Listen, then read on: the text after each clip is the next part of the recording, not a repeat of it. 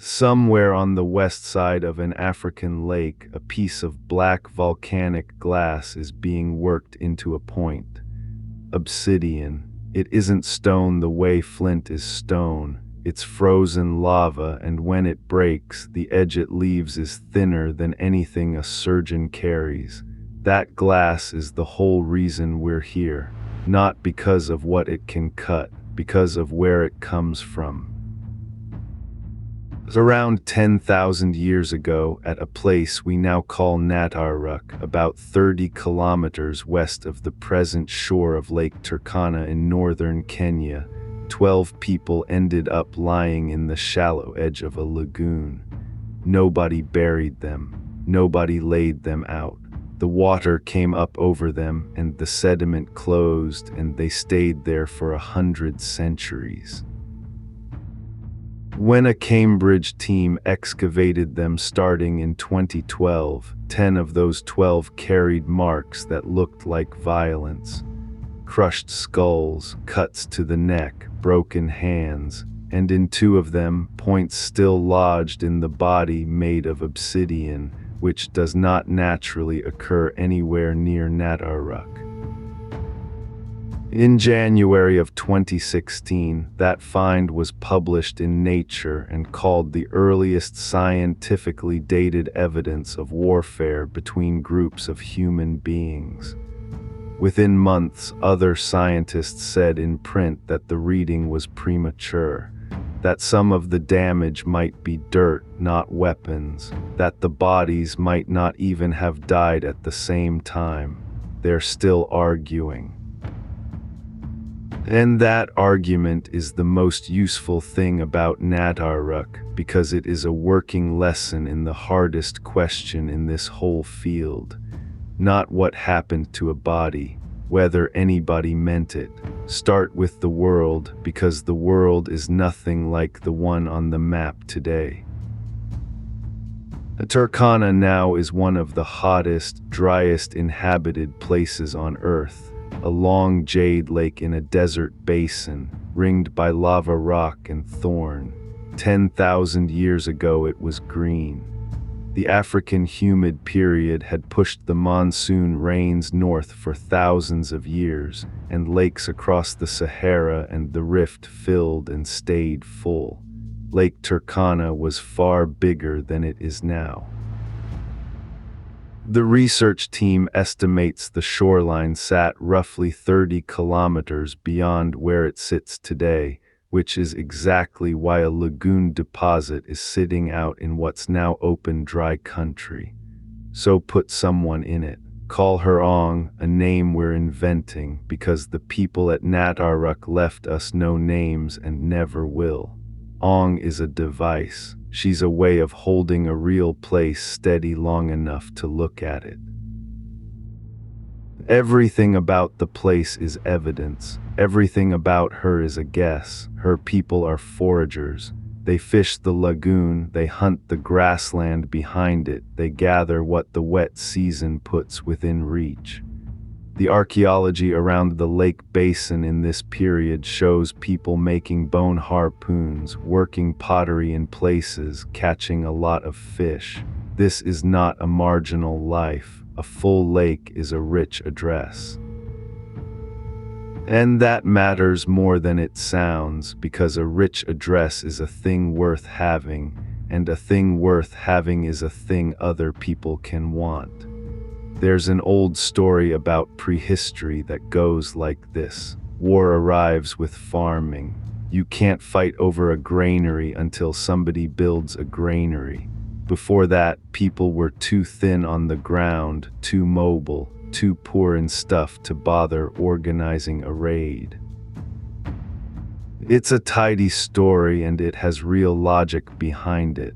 Mobile foragers can usually walk away from trouble. Walking away is cheaper than fighting, and cheap wins. But it has an assumption buried in it that hunter-gatherers are always free to walk. Around a full lake they might not be. Food concentrates at the water, so do people, so does the reason to stay. A lagoon full of fish in a good year is closer to a field than to a wilderness. It sits in one place, it produces reliably, it can be occupied and it can be taken. Nobody has to have invented agriculture for that logic to bite. All that's needed is a resource that doesn't move and a group that would rather hold it than share it. That's the hypothesis Nataruk seemed to answer. Not whether people got angry 10,000 years ago, of course they did. People have always killed each other one at a time. The question is whether groups did it as groups, planned, armed, and aimed at other people who were not present as individuals but as a side. That's the difference between violence and war, and it's the difference that bone on its own is worst at telling us. The site was found by the In Africa Project, based at the Leverhulme Center for Human Evolutionary Studies at Cambridge, led by Marta Murazan-Lar with Robert Foley. They were working the West Turkana Basin looking for early modern human remains, and in 2012 they hit Nataruk. Here's the first number, and it's the number everything else depends on. The team recovered the partial remains of 27 individuals. The published breakdown is 6 young children, 1 teenager, and 20 adults, which does not add cleanly to 27, and that's worth flagging out loud. The counts in the press coverage vary, with some accounts describing at least 8 women and 6 children among them. The discrepancy is partly about how you classify fragmentary remains and partly about how numbers get retold. Where sources disagree, hold the smaller, harder claim. The harder claim is this: 12 of those individuals were found articulated, that is, still in anatomical order, bones lying where the body's own connective tissue left them, not scattered.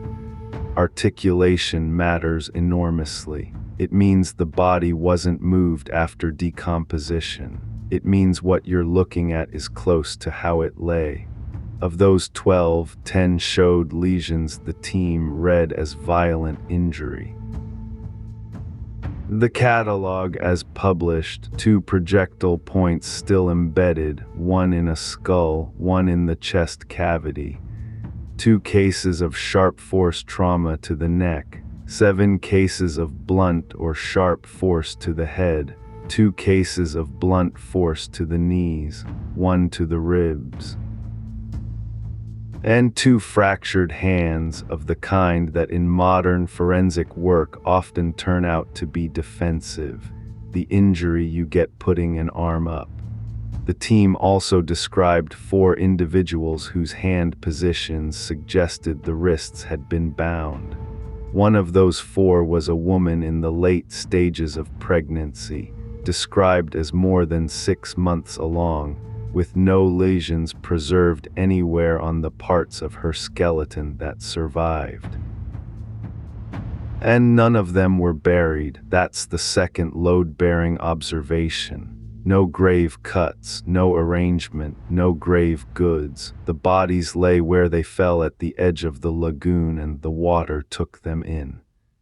Now the dating, because the dating is the strongest, least contested part of the whole file. 3 independent methods were run.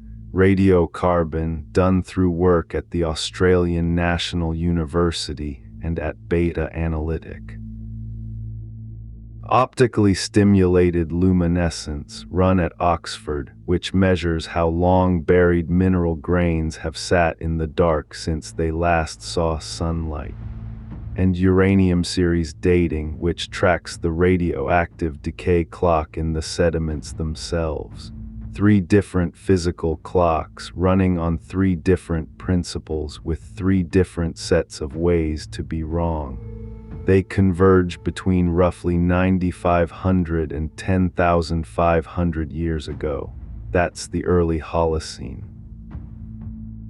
That's after the last ice age ended and before agriculture reaches this part of Africa. Whatever happened at Nataruk happened to foragers. So, 12 people unburied in a lagoon, 10 of them marked, 2 with foreign stones still in them, dated 3 ways to about 10,000 years old. That's the case. It's a strong case. Now watch it get taken apart. 2 more things about that group of 12 should be held apart from the trauma count because they're doing different work. The first is what articulation rules out. If a body is scattered, a leg over here, a jaw 3 meters away, you've lost the death scene. Scavengers move things, water moves things, people move things. Once the arrangement is gone, almost every question about what happened goes with it. The Nataruk 12 are still in order, which is why they can be argued about at all. The other 15 individuals in that count of 27 are too fragmentary to carry the argument, and it's worth being clear that the case rests on the 12, not the 27. The second is the bound hands claim, and it needs care, because it's the detail everyone repeats and the weakest kind of evidence in the file. Nobody found rope. 10,000 years in wet sediment doesn't preserve cord on a wrist. What the team reported is hand position, wrists crossed, or held in a way that the excavators judged unlikely for a body simply falling. That's an inference from posture, and posture is exactly the thing that shifts as a body settles and decomposes. It might be right. It's also the single claim at Nataruk with the least underneath it, and the fact that it's the one that made the headlines tells you something about how findings travel. Here's the thing nobody tells you about a broken skeleton. Bone breaks after death too. It breaks constantly. 10,000 years of sediment pressing down, of the ground swelling wet and shrinking dry, of roots and animals and the slow grind of burial will crack almost anything. So a fracture is not evidence of anything until you can say when it happened. And bone, it turns out, tells you if you know what you're reading. Living bone isn't the chalky stuff in a museum case. It's about 1/3 organic collagen, the same protein that makes leather flexible, and it's wet. Fresh bone behaves a little like green wood. Hit it and it deforms before it fails. It bends, it gives, and when it finally breaks, it breaks like something that had some give in it. That's the signature.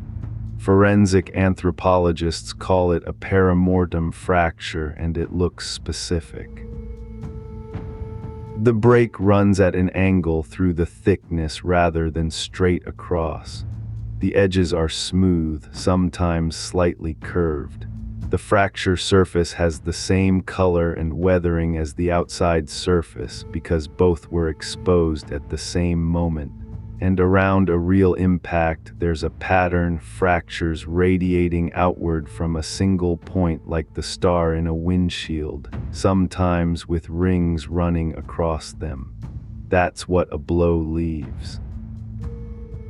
One origin, lines running away from it, a place where the force went in. Dry bone does none of that. Long after death, the collagen's gone and what's left is mineral, brittle, like a dinner plate. It doesn't bend first, it snaps. The break tends to run straight across, perpendicular, with sharp square edges. And crucially, the inside of the break is a different color from the outside, lighter, cleaner, unweathered, because that surface has only been exposed since the day it cracked. That color difference is one of the most useful things in the whole discipline. It's a stopwatch. It tells you the break came late. There's a middle category too, and it's the one that causes the fights. sediment loading. A skull is a hollow sphere buried under meters of ground that gets wet, expands, dries, contracts year after year for 10,000 years. That's not a blow. That's a slow, distributed, patient squeeze from every direction at once. And it cracks things, but it cracks them differently. Compression from all sides doesn't produce one origin point with lines running out. It produces a mesh, cracks crossing each other, spread over the whole surface without any center. This is precisely where Nataruk got contested. In 2016, Christopher Stojanowski of Arizona State University and colleagues, including the bioarchaeologist Jane Buikstra, published a formal challenge in Nature. Their argument on the skulls was technical and specific.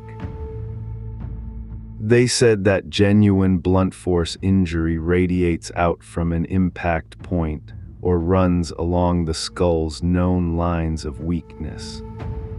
What they saw in the Nataruk crania instead, they said, was a grid-like pattern of cracking spread across the thicker, stronger regions of the skull, where a blow is least likely to land damage and where ground pressure is most likely to. Buikstra put it plainly in an interview about the exchange. These fractures look just like the taphonomic changes that develop from ground pressure. Taphonomy is the word for everything that happens to a body between death and the moment somebody digs it up. It's the discipline of subtracting the ground from the story. And it's the reason you can't just look at a shattered skull and call it murder. Blunt force isn't the only signature in the catalog, and the others behave differently. Sharp force trauma, a cut, leaves something a fracture never does. A clean-walled groove, usually V-shaped where you look at it end-on, often with fine parallel striations along the walls left by imperfections in the cutting edge itself. Those striations are close to a tool signature. Ground pressure has no edge. It cannot scribe a straight-walled channel with parallel lines in it. Projectile injury is different again, a focused puncture rather than a spreading fracture, sometimes with the inner surface beveled out where the point pushed through and carried material with it. And then there's the honest caveat that hangs over everything at a site this old. Preservation is partial. The 2 individuals of the 12 with no recorded lesions may have been unharmed, or the parts of them that would have shown it may simply be gone. Absence of injury is not evidence of a peaceful death, and nobody serious claims it is. That cuts both ways, which is the point. The same incompleteness that stops the critics from proving everything is post-depositional stops the excavators from proving everything isn't. Stojanowski's team didn't stop at the fractures. They went after the 2 other pillars holding the massacre reading up. The original interpretation rests on 3 things being true at once: that these people died at the same time, that they were left unburied, and that most of them carry perimortem trauma. Pull any one out and the whole thing sags. Trauma alone gives you a rough place. Simultaneity alone gives you a disaster. You need all 3 to get an event, so the critics went at simultaneity.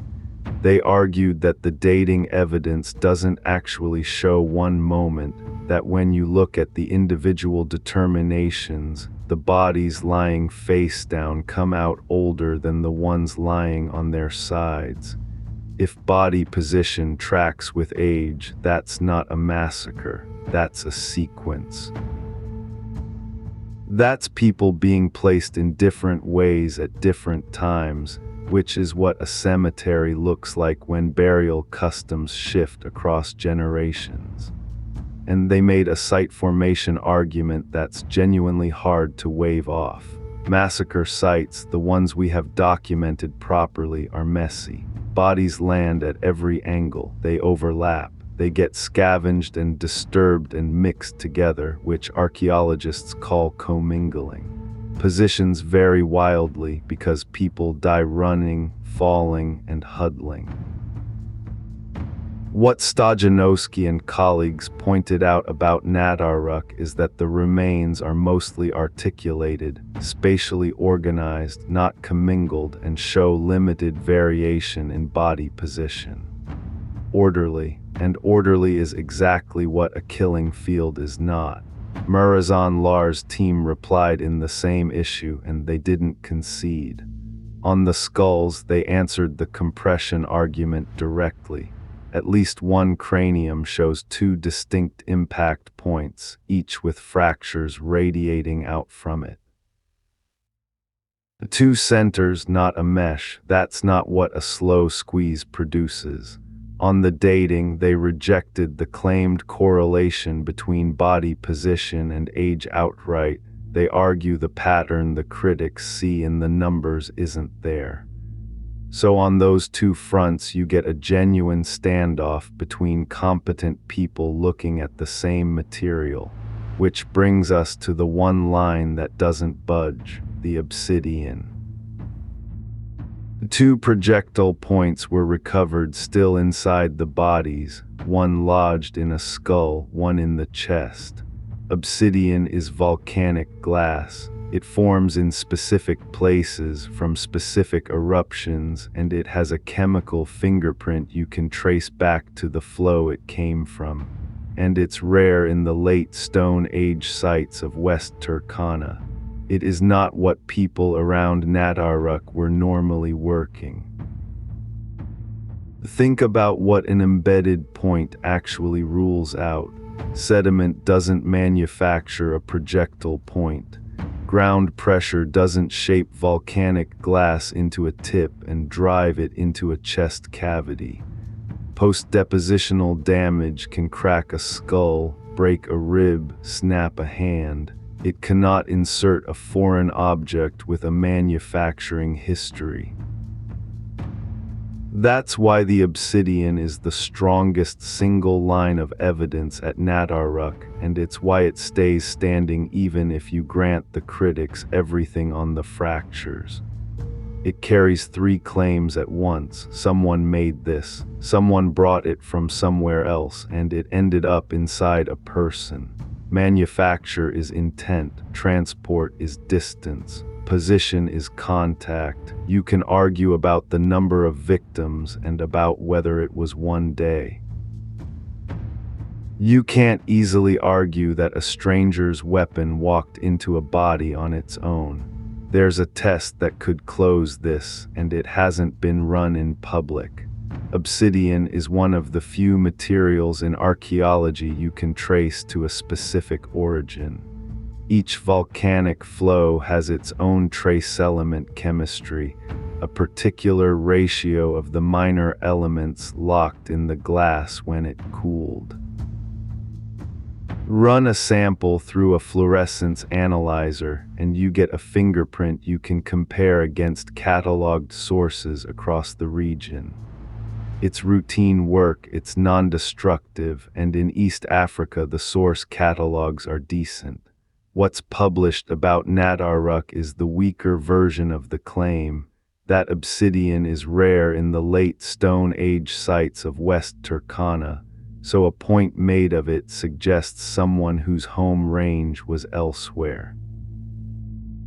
That's a good argument. It isn't the strongest available one.